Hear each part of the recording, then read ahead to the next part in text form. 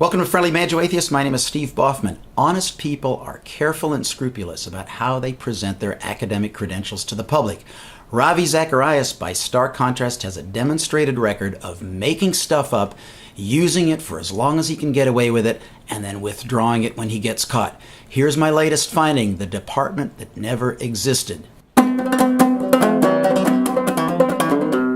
Ravi's claimed for decades that he was chair of the Department of Evangelism and Contemporary Thought at a place called Alliance Theological Seminary in New York. He makes the claim in published materials and in his memoirs.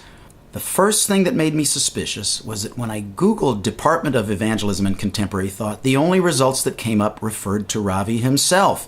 If such a department existed, wouldn't it appear somewhere other than in Ravi's self-promotional materials? Yes, and it turns out that Ravi's department never existed.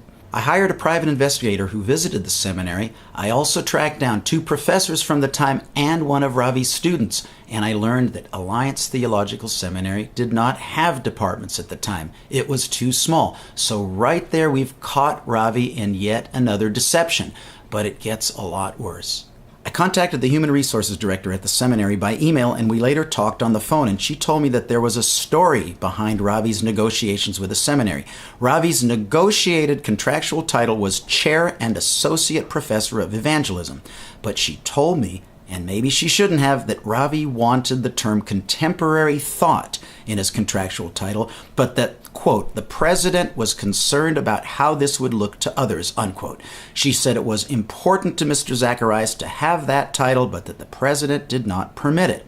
Then how did Ravi Zacharias get the academic title Chair of the Department of Evangelism and Contemporary Thought? It turns out that after he started teaching at Alliance, he became the chair of something called the Center for Evangelism and Contemporary Thought, which was an informal group, which was described to me by Dennis Hollinger, who's now president of Gordon Conwell Theological Seminary, as not a center in terms of a think tank, more of an opportunity for students to work with Ravi. Ravi's immediate successor at the center also confirmed to me that this was a non-academic title, and one of Ravi's students from the time told me that the whole thing was quite informal. So what Ravi Zacharias did is he took an informal non-department, converted it into a department on his resume, and now has gotten an academic title that he never had, of a department that never existed. But the intrigue continues. The Human Resources Director also pointed me to a school catalog which listed Ravi as Associate Professor of Evangelism and Contemporary Thought, and she told me that this did not reflect the president's wishes.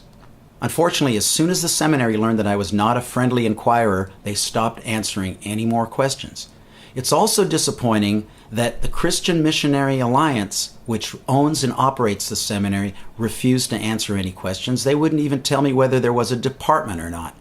But hopefully, now that this issue has gone public, someone at Christian Missionary Alliance with integrity will take a look at that personnel file that's sitting there right as we speak in Nyack, New York at Alliance Theological Seminary, and look to see if there was any hanky-panky that went on around how Mr. Zacharias acquired a title that, according to the Human Resources Director, the president didn't want him to have. But if that never happens, at very least, we know that Ravi Zacharias has been caught making up a department that never existed. A Friendly Banjo Atheist production.